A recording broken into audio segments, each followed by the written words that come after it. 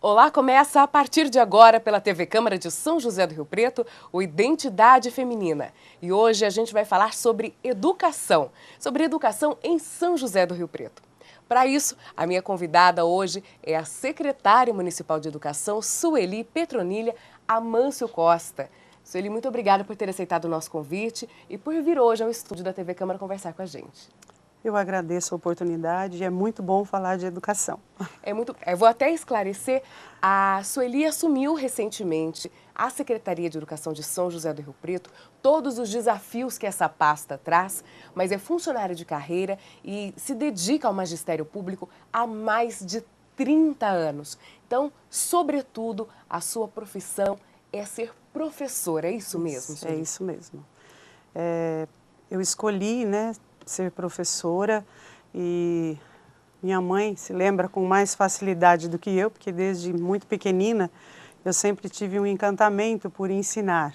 Então, primeiro eu ensinei as laranjeiras de casa, escrevia pelo chão, pelas paredes, nos papéis. Então, minha mãe dizia e diz até hoje que não me via em outro lugar se não fosse sendo professora, porque eu gostava muito, muito de ensinar as crianças da vizinhança, sentávamos para fazer tarefas juntos, e a escola para mim sempre foi uma coisa, eu sempre gostei muito de estar na escola, e estudar para mim sempre foi muito gratificante. Então já era uma certeza, desde muito pequena já era uma certeza. Eu queria ser professora.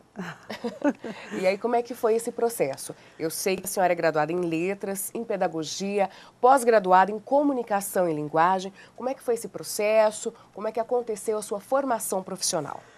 A minha formação profissional, ela se dá sempre no sentido de buscar pelo magistério, mas comecei a lecionar em escolas que hoje nem tem mais quase, são difíceis de ser encontradas, que na época se chamavam escolas de emergência.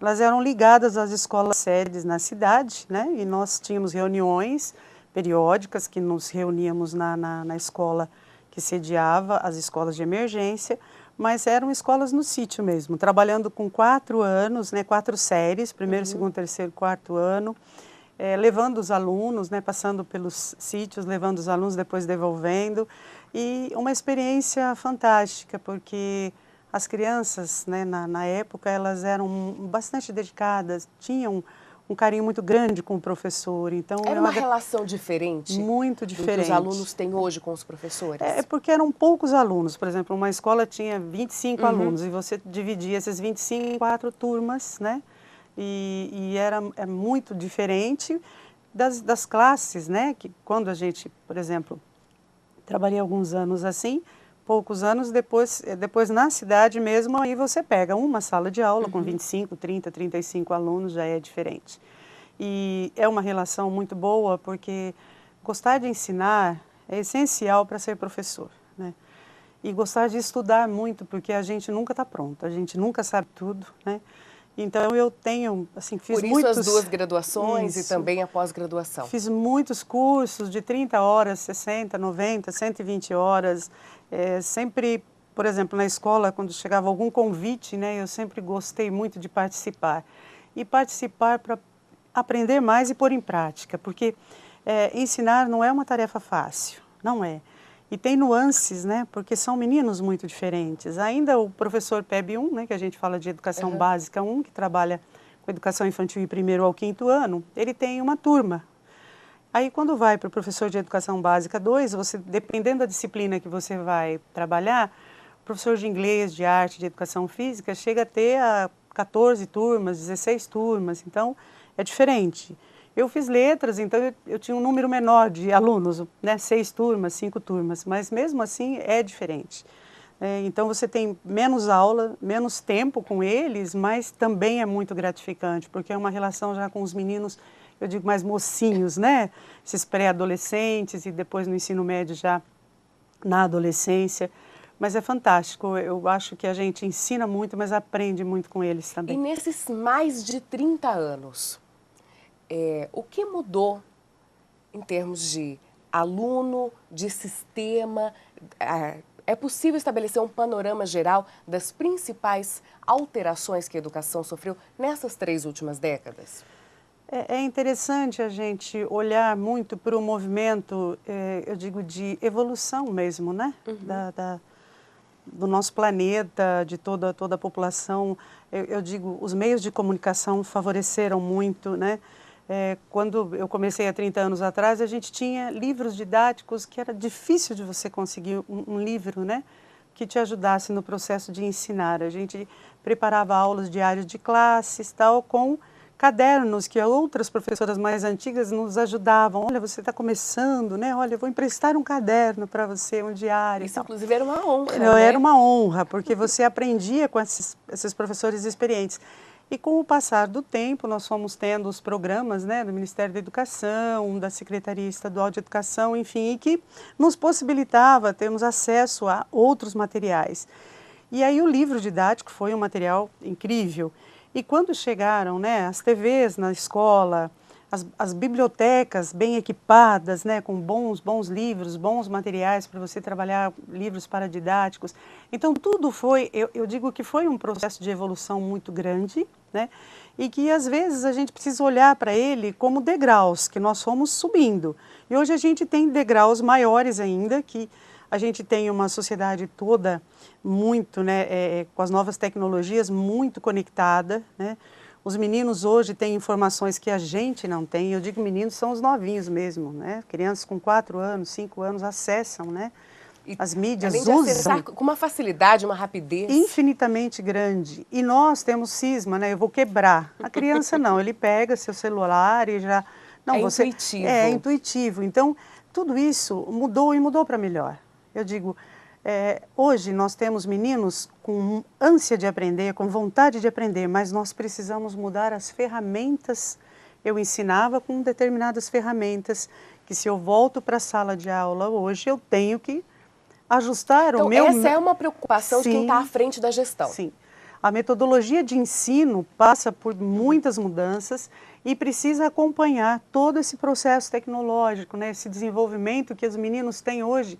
Eles conseguem estudar, ouvir música e estar diante de um computador, né? Com um caderno do lado, outro livro. E se alguém conversar, ele estabelece um diálogo. Eles estabelecem diálogo. E aí dizem assim, eu acho que eles não estão aprendendo, eles estão. Eles estão, não é? É que eles têm um modo de aprender diferente, né, do Thaís? nosso. Totalmente. Bem, a gente vai conversar mais sobre a educação e sobre os desafios que a senhora vai encarar agora à frente da pasta no nosso município. Antes, eu preciso fazer um rápido intervalo e eu convido você que nos acompanha pela TV Câmara a nos assistir também pelo YouTube. Acesse o canal, se inscreva e não perca nada do que é produzido pela equipe de comunicação da Câmara de São José do Rio Preto. A gente volta já.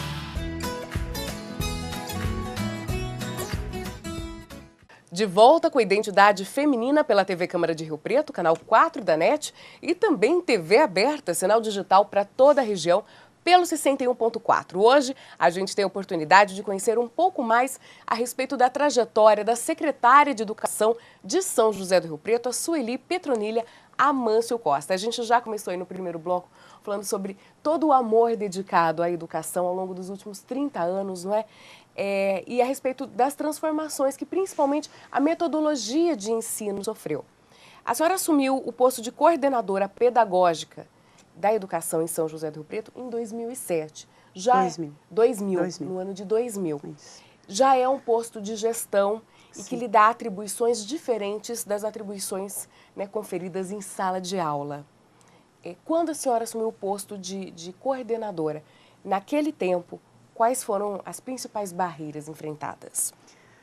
O coordenador pedagógico, ele é vamos dizer assim, um elo de ligação forte, né? No processo de ensino e aprendizagem dentro da escola, e ele vai trabalhar com a formação do professor, né? Dentro desse ensinar e aprender. Então, a preocupação do coordenador ela é toda voltada ao que se ensina e se os meninos estão aprendendo, e como é que se ensina, e como é que precisaríamos ensinar para que os meninos todos aprendessem. Então, se você tem os professores mais novos, eles são mais abertos ao novo, à novidade. Os professores mais experientes, não é que não sejam, mas eles são mais resistentes, por quê? Porque sempre fiz assim, dava certo. Outro ritmo, no meu tempo, né? Então a gente costuma dizer, não vamos usar antigamente, né? Vamos dizer atualmente, né? Agora. Atualmente, os meninos que temos hoje, 2017, como é que a gente precisa ensinar para que todos aprendam? Então, são desafios grandes, mas são valiosos, porque você vai devagar, né, constituindo um grupo de trabalho, uma equipe de trabalho, onde a gente tem horas de estudos, né, momentos de preparo de material pedagógico. Aqui na nossa rede os professores têm uma jornada facilitadora, né, eles trabalham 25 horas com alunos e as demais horas subdivididas aí em preparar aula, né, nas reuniões de hora de trabalho pedagógico, onde se estuda porque anos os atrás problemas também que esses temos. professores levavam essa tarefa de organizar, preparar e estudar para casa. Hoje aí eram horas né, acrescentadas. Hoje a gente tem essa possibilidade de o professor estar dentro da unidade escolar e ainda com essa pessoa de extremamente importância, porque é uma entreajuda muito grande, é um apoio, né, um apoiador. E coordenar é organizar, né, por ordem junto com alguém. Então o coordenador não é ninguém sozinho, assim como cada professor precisa ter todo esse trabalho, né, de interagir num grupo de trabalho, uma equipe de trabalho, né? Nenhum professor pode também ser só, solitário, de jeito nenhum. Então, dentro da unidade escolar, o coordenador é esse elo de ligação, né? E trabalhando muito junto com o diretor da escola, porque diretor e coordenador compõem essa equipe, né? Essa equipe gestora. Estar em sintonia. Isso, precisa de uma sintonia muito grande. E a gente, quanto mais estivermos sintonizados, mais o grupo, né, vai também respeitando e a gente vai ganhando, contagiando toda a equipe, né? Agora, como está o sistema de ensino e a educação em Rio Preto comparando com o resto do país? A gente sabe que sempre tem pontos que precisam ser aprimorados, mas dentro de um contexto geral, estamos bem? Nós temos um IDEB bastante significativo, né, que é o Índice da Prova Brasil, que vocês, assim, todos já conhecem. Os alunos de 5º ano e 9º ano participam, né, e também do 3º ano de ensino médio, mas nós não temos ensino médio. Então, nós temos muitos alunos, né, de 1º ao 5º ano e alunos de 5º anos que fazem essa prova. É um número bastante significativo, passa de 3.500 alunos, né? E já de 9º ano, nós temos poucas escolas. A maior parte das escolas de 6º ao 9º ano estão com a diretoria de ensino, né, estadual. Mas mesmo assim, hoje nós temos cerca aí de 1.700 e poucos alunos, né, de 6º ao 9º ano, e que a gente tem as escolas bem periféricas. Então, quando a gente olha para o nosso resultado, né, das avaliações da Prova Brasil de 9º ano, a gente sente que ainda precisamos avançar bastante. Já de 5º anos, né, nós temos índices bastante satisfatórios, muito bons mesmo para um município do tamanho do nosso. Porque, às vezes, um município que tem uma escola, né, ele tem um 5º ano, então é diferente. Nós temos muitas escolas, né, cerca de 40 escolas onde tem meninos que participam dessa avaliação. Então, escolas mais centrais, escolas mais longe, mais perto, mais periféricas. Quais são os principais pontos positivos e os principais pontos negativos hoje que precisam ser analisados? A gente tem um processo de formação de professores, coordenadores na rede que é muito intenso, muito forte, né? Uma equipe preocupada com esse desenvolvimento da educação, né? E sempre em conexão com todas as diretrizes curriculares nacionais, estaduais e do nosso próprio sistema de ensino. Então, há um planejamento muito grande, né? As escolas têm um projeto político-pedagógico, os professores, os seus planos de ensino, o coordenador um plano de trabalho, o diretor seu plano de trabalho, e o que a gente procura fazer é melhorar, né, em todas as instâncias aí do sistema, o processo de formação. Ou seja, todos nós não temos todos os conhecimentos adquiridos, né? Às vezes você se prepara para um concurso, lê vários livros, estuda bastante e é aprovado. Então, quando você chega na escola como coordenadora, você ainda tem um caminho muito longo pela frente para poder aprender e desenvolver uma porção de habilidades, né? Você tem todo um conhecimento que te dá uma competência, mas esse lidar, né, com esse processo de formação é mais moroso. Então, por isso também há uma preocupação do sistema em fazer a formação do coordenador, do diretor, né, do supervisor de ensino, enfim, da gestão e também dos professores. Eu costumo dizer que quanto mais a gente aprende, mais a gente vê que precisa aprender mais ainda, que precisa né? avançar ainda mais. Avançar muito, muito. Antes de nós irmos ao terceiro bloco do Identidade, eu quero convidar o nosso público a curtir também a fanpage da Câmara, porque assim você fica por dentro não só da programação da emissora, mas também de todas as notícias do Poder Legislativo em Rio Preto. É só procurar por Câmara Rio Preto. Sueli, o intervalo é bem rápido e você que nos assiste já sabe, a gente volta já.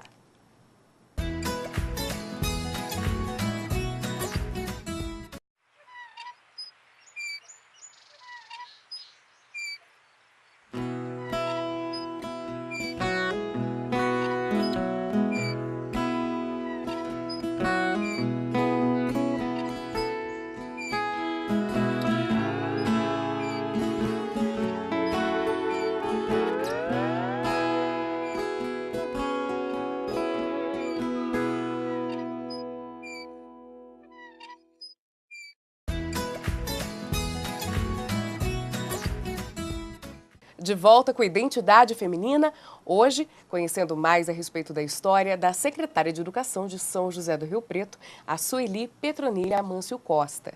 Sueli, no início do ano, a Elizabeth Sommeira, assumiu a pasta. De lá para cá, o Israel Sestari permaneceu como interino e, recentemente, então, essa missão lhe foi entregue. Hoje, em São José do Rio Preto, foram divulgados alguns aspectos, alguns pontos cruciais para a nossa cidade. Por exemplo, novas creches, equipamento de informática e a Universidade Federal em São José do Rio Preto. É sobre esses três principais tópicos que eu quero falar. Começando a respeito das creches, é possível aumentar o número desses equipamentos no município? Olha, nós estamos com 2 creches agora para... inauguraremos ainda, né, neste bimestre, né, vamos dizer, agosto, setembro.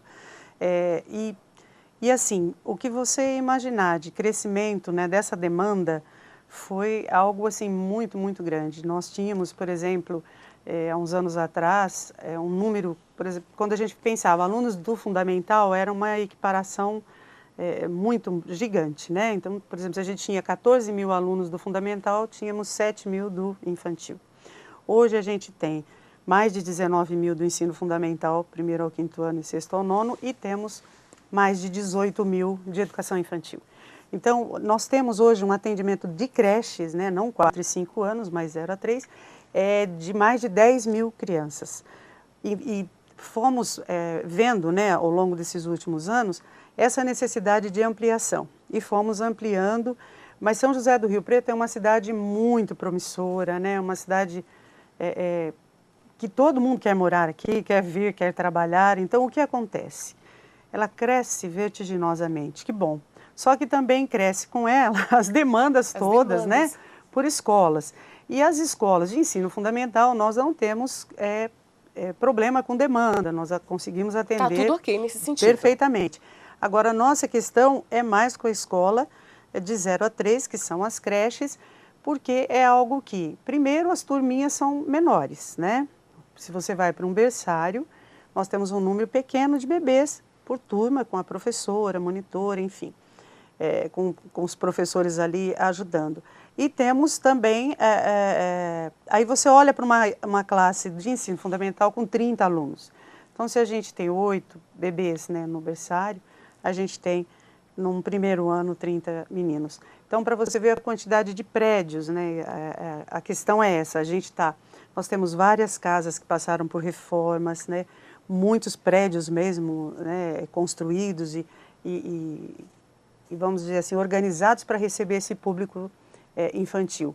Mas ainda temos uma demanda, né, que cresce todos os dias. Quer dizer, estão previstas algumas inaugurações, Sim. mas sim. É sempre correndo atrás do prejuízo. Sempre. Porque agora, por exemplo, chega o final do ano, então os meninos mudam, né? Mudam para o ano seguinte e aí tem aquele número de vagas. Mas eu já tenho sempre mais de 1.000 crianças que A fila de espera é permanente. precisam ser incorporadas, né? Onde surgem essas vagas e muitos outros lugares. Então é uma demanda que não é São José do Rio Preto, né? A maioria dos municípios do Brasil, né? Tem municípios que, na verdade, ainda nem começaram a resolver essa questão, né? Por conta de N problemas. E é uma educação que ela merece, né? É uma modalidade ainda que as crianças precisam de muitos cuidados, né? Eles passam muito tempo lá, né? Não é tempo parcial, a maioria é tempo integral. Então, veja bem, a gente tem professor da manhã, professor da tarde, né? Todos os ajudantes da manhã, os ajudantes da tarde. Tem toda uma questão de alimentação, né? Uma questão de cuidados, tudo muito, muito, muito sério e que é feito com muita qualidade, mas que ainda a gente está buscando, né, esse atendimento total. É difícil, Thaís, porque quando você atende 300, nascem 600. Sim. Então é uma coisa assim que todos os dias a gente está disponibilizando. Mas é uma preocupação permanente também. Sim, sim, porque nós precisamos atender esse público, né? Mas veja bem, foi feito um termo de ajustamento de conduta com a infância, juizado da infância, né? E a gente atende muito, nós tínhamos uma meta para 2017, a gente atende acima dessa meta, mas que ainda deixa um número, né, de meninos na fila de espera, agora, infelizmente. Mas estamos batalhando para diminuir cada vez mais. Que bom. E falando a respeito dos maiores, dos alunos maiores, a gente também já comentou a respeito dessa geração conectada. Isso. E os equipamentos de informática também são absolutamente necessários e fundamentais. Isso. Esse também é um outro foco de trabalho. Sim. Nós temos hoje, as escolas têm os laboratórios de informática, né? Nós temos as lousas digitais, mas nós estamos estudando aí uma reestruturação desses ambientes, né, nas escolas. Na verdade, uma entreajuda aos professores que muitas vezes, no preparar o material, de repente não há tempo suficiente para que ele pudesse, né, acessar muitos sites, enfim, trabalhar ali na sala de informática com um tempo maior. Então, o que a gente já teve, né? Nós tivemos alguns monitores que ajudavam nisso, os estudantes que fazem os cursos, né, de computação, de informática. Então, né, FATEC, todas as nossas universidades. Então, a gente tem possibilidade de organizar isso. Então, é um estudo que nós já estamos realizando, né, para 2018, porque além dos equipamentos, a gente precisa, né, de boa conexão com a internet e de professores num processo também de aprendizagem constante para o uso dessas mídias, que nem sempre, né, tem professores que são muito conectados e já tem professores que são menos conectados. Então, menos conectados. E a Universidade Federal vem para São José do Rio Preto? Então, o prefeito Edinho Araújo esteve em Brasília, né, e o Instituto Federal, né, é uma parceria que a partir de 2018 já estará em funcionamento, e o processo todo, né, da Universidade Federal em São José do Rio Preto é algo que o prefeito também tem buscado, né, realizar, e assim que todos os munícipes aqui sonham, né, eu também sonho. É um sonho antigo. É um sonho antigo. Então, vamos torcer para que, né, todo esse empenho, né, do senhor prefeito possa vir a acontecer mesmo, que São José do Rio Preto merece. Né? E a TV Câmara Claro vai sempre noticiar essas boas notícias para o município. O nosso programa termina aqui, quero agradecer mais uma vez a sua presença, desejar boa sorte, muito bom trabalho, e que a equipe continue nessa sintonia para que a cidade possa, né, receber todos os benefícios. A educação é, sem dúvida nenhuma, né, o elo principal da nossa sociedade. Isso. E parabéns por ter sido nomeado, então, pelo prefeito Edinho Araújo para cumprir essa missão e superar os desafios da cidade. Muito obrigada. Muito obrigada também a você que nos acompanhou pela TV Câmara. Já sabe, não é para conferir outras entrevistadas que passaram aqui pelo estúdio, é só checar a nossa playlist no YouTube. Até o próximo Identidade Feminina.